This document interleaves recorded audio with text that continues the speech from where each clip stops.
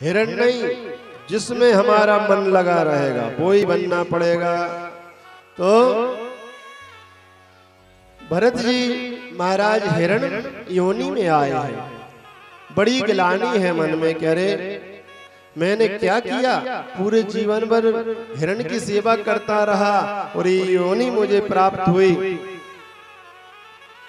हिरण के झुंडों से अलग रहते हैं, सूखा चारा खाते हैं, गीले चारे में चींटी होती है, जीभ होती है, मर जाएंगे, दोष लगेगा। हिरण योनि में है लेकिन सब कुछ ज्ञात है, अलग रहते हैं। एक दिन समय आया, सारे जंगल में आग लग गई। भरत जी महाराज वहीं बैठे रहे, सारे हिरण वहां से भाग गए और शरीर को त्याग दिया। अगला जन्म हुआ, इन्हीं भरत जी महाराज का अंगिरस नाम के ब्राह्मण थे, इनके घरे में जन्म हुआ है। ये भरत जी महाराज कोई साधारण भरत नहीं है, इनके ही नाम से हमारा भारत देश चला। बोल भक्तवत्सल भगवान की जय हो। ये साधारण भरत जी महाराज नहीं है, ऋषभ देव के स्वयं पुत्र हैं। ऋषभ देव भगवान, ऋषभ देव जो थे, ऋषभ देव इतने प्रतापी थे कि ऋषभ देव की शाखा से एक धर्म चला जिसको हम जैन धर्म कहते हैं। जैन धर्म कोई धर्म नहीं, पुराना धर्म नहीं है, हमारे ही सनातन धर्म से निकला हुआ है। आज जो जैन लोग कहते हैं कि हमारा जैन धर्म नहीं है, इनसे पूछो कि भैया 5000 वर्ष पहले कोई क्या तुम्हारा धर्म था? कोई धर्म नहीं था। हमारे ऋषभ देव भगवान जब आए और ऋषभ देव भगवान ने सब कुछ अपना त्याग दिया और त्याग कर वन में चले गए। वन में चले गए तो वन में जब ये तपस्या करने लगे, ये प्रकृति का नियम है, कोई संत आ जाए हमारे यहाँ, थोड़ा बहुत कुछ बता दे कि भैया ऐसा हाथ करो, लो ये भभूति खाओ। अरे महाराज ये तो बड़ी मीठी लग रही है। अब जाकर पूरे गांव में चर्चा हो जाएगी, भैया कोई सिद्ध संत आए हैं, भीड़ लगने लगेगी।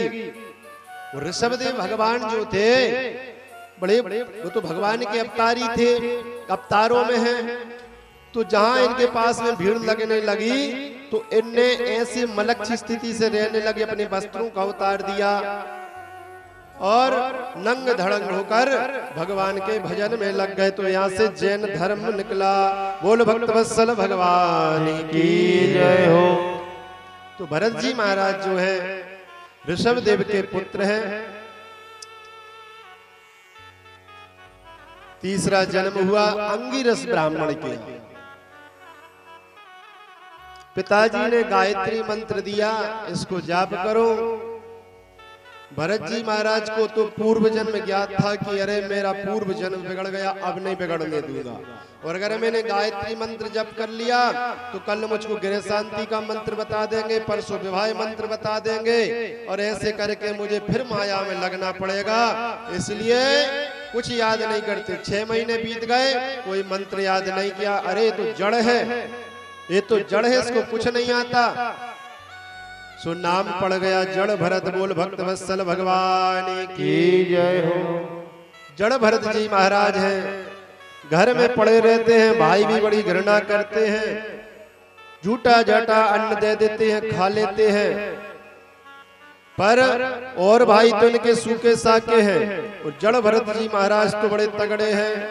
तुलसी बिरवा बाबनी छींचत ही कुमलाए, और राम भरोसे जो रहे सो पर्वत पे हरे आए। भगवान के भक्त हैं।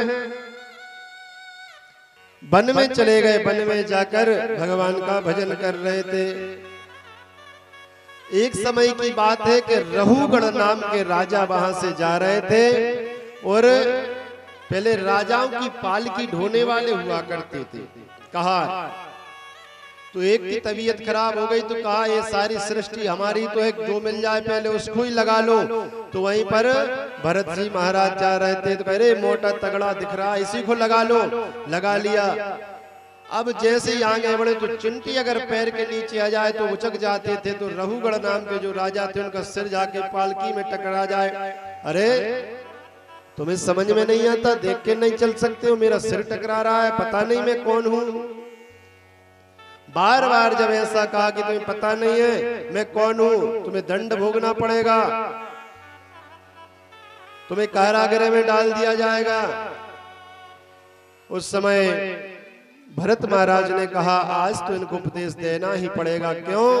मैंने आज तक किसी से कुछ नहीं बोला, अगर रघुगढ़ राजा को उपदेश नहीं दिया तो प्रजा बड़ी दुखी रहेगी इनके राज में। रघुगढ़ महाराज को उपदेश दिया कि अरे राजन, जिसपे तुम अभिमान कर रहे हो कि मैं राजा हूं, मैं लंबड़दार हूं, मैं तहसीलदार हूं, मैं वकील हूं, मैं जज हूं, मैं जे हूं, मैं वो हूं, ये सब शरीर के लक्षण हैं, आत्मा तो आत्मा है। देखो भैया सामने तुम्हारे पास में देखो कैसे घर राइटे लग रहे हैं, वहां देखो, ये है आनंद। बोल भक्त वत्सल भगवान की जय हो। अगर कथा में निंद्रा देवी सताने लगे तो समझ लेना कि पाप हमारा कुछ गड़बड़ कर रहा है। हाँ, निंद्रा देवी अगर गड़बड़ करने लगे तो फिर समझ लेना कि भैया हमारा पाप कुछ गड़बड़ कर रहा है। इसलिए प्रभु की कथा में इसलिए तो कहा है कि कथा में जब आओ तो नियम है कि सुल्पाहार लो, कम खाओ, कम खाओ, चाहे 2-3 बार में खा लो, कम खाओ, लेकिन फल ले लो। नियम तो इतना तक है। पहले दिन मैंने आप लोगों को बताया था कि सिर्फ घी पी के आओ, लेके बोले महाराज घी आज तक पछता कौन के लिए है कि घी पी के आ जाओ। कहा तो एक काम करना भैया, एक टाइम फल का आहार ले लेना, दूसरे टाइम में भोजन ले लेना। बोले अरे महाराज कैसे चलेगा? तो सुखदेव जी महाराज के भैया 5 जगह 10 बार खाओ, पर इतना खाना कि यहाँ के घर राइट नहीं लगाना। कितना भी खाओ भगवान की कथा में बड़े प्रेम से सुनो बस, नहीं तो आप लोग भली ये सोच लो कि महाराज जी यहाँ कौन देख रहा है, पड़ोसन तो देख ही नहीं रहे, हम तो बढ़िया आराम से सो लेंगे जब तक घूंघट लगा के। लेकिन हमारी नजर सब पे होती, हमारी घेर पे गर्दन चलती है, कौन कहाँ सुन रहा है, कौन कहाँ बात कर रहा है, कौन कथा सुन रहा है, कौन नहीं सुन रहा है, हम तो सबको देखते हैं। बोल भक्त वत्सल भगवान की जय हो। निवेदन कर रहा था, राहुगढ़ के लिए उपदेश दिया, आप राजा नहीं हो, आप मंत्री नहीं हो, ये तो शरीर के लक्षण हैं। आत्मा का चिंतन करो राजन। आत्मा का जिस दिन तुम्हें बोध हो जाएगा, आत्मा का जिस दिन तुम्हें ज्ञात हो जाएगा, उस दिन तुम्हें परमात्मा मिल जाएंगे। सत्संग में फिर जाने की जरूरत नहीं है, कहीं जाने की जरूरत नहीं है। और जब तक तुम्हें आत्मा का ज्ञान नहीं हुआ और जब तक तुम इस शरीर का अभिमान करते रहे कि मैं ये हूं, मैं वो हूं, मैं ये हूं, तो ये तो शरीर है, शरीर तो आत्मा से अलग है।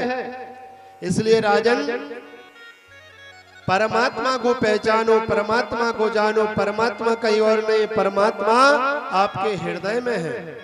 कथा वही है, सत्संग वही है कि हम अपने जीवन में कभी किसी के विषय में बुरा ना सोचें, कभी किसी का हम उपहास ना करें। हो सके जीवन में तो किसी के काम आ जाना, किसी का बिगाड़ना नहीं। बोल भक्त वत्सल भगवान की जय हो।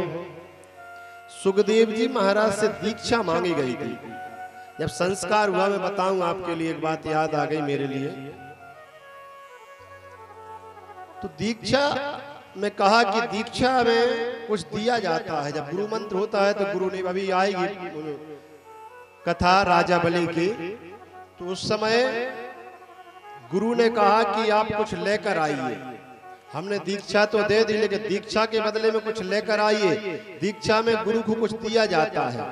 आज भी वो परंपरा हमारे यहाँ, उन्होंने कहा कोई फल छोड़ दो दीक्षा में, या कोई जे छोड़ दो। और सबने छोड़े भी होंगे जिसके दीक्षा संस्कार हुए होंगे। और दीक्षा जीवन में बहुत जरूरी है। विद्या बाद में पढ़ो, पहले अपने बच्चों को संस्कार और दीक्षा दो। दीक्षा बहुत उपयोगी है। जब तक दीक्षा नहीं है तब तक हमारे लिए विद्या नहीं आएगी। महाराज पढ़ता तो बहुत है, दिन भर पढ़ता है, याद नहीं होता है, याद नहीं होता है। याद कैसे हो? आपके संस्कार से अभी दीक्षा नहीं हुई आपकी।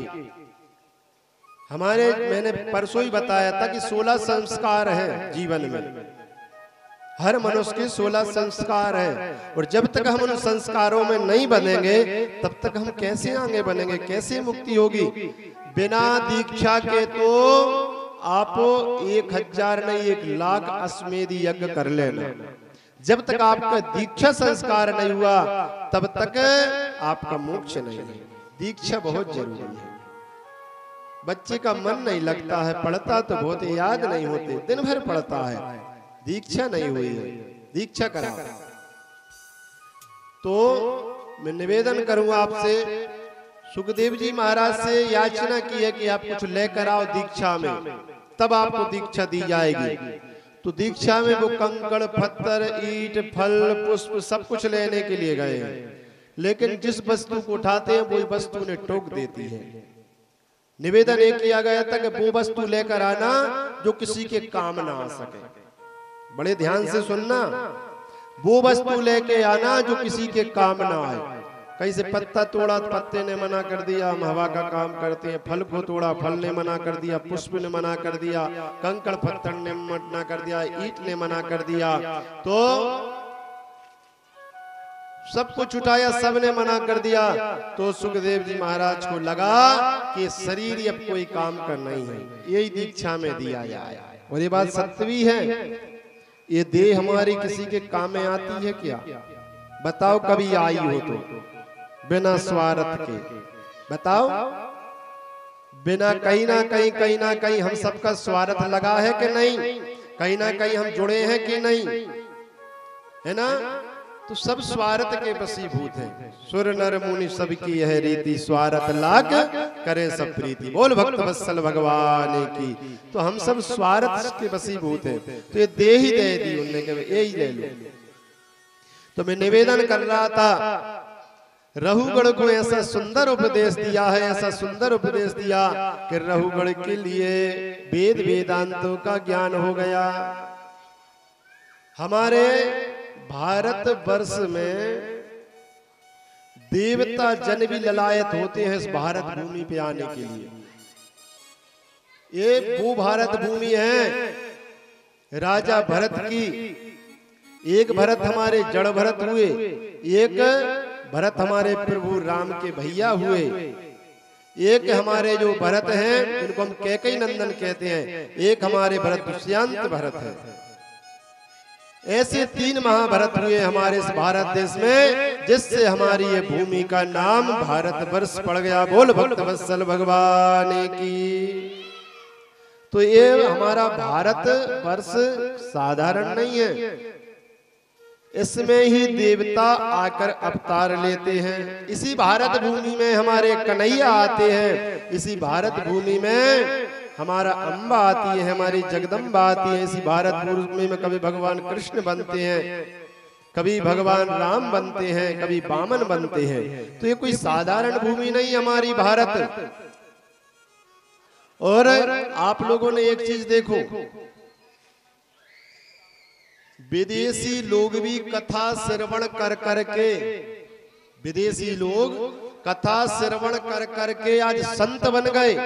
आप लोग वृंदावन जाना, वृंदावन में देखना, जिनको हिंदी भाषा नहीं आती वो भी राधा राधा कहना सीख गए। बोल भक्त वत्सल भगवान की जय हो। और महाराज ऐसे ऐसे विदेशी हैं। मेरा भी वीजा लगा था, लेकिन मैं अभागा था, अभागा नहीं मैं सौभागा था जो मैं विदेश नहीं गया। लेकिन मेरा भाई जो है 10 वर्ष से विदेश में ही है। बोल भक्त वत्सल भगवान की जय हो।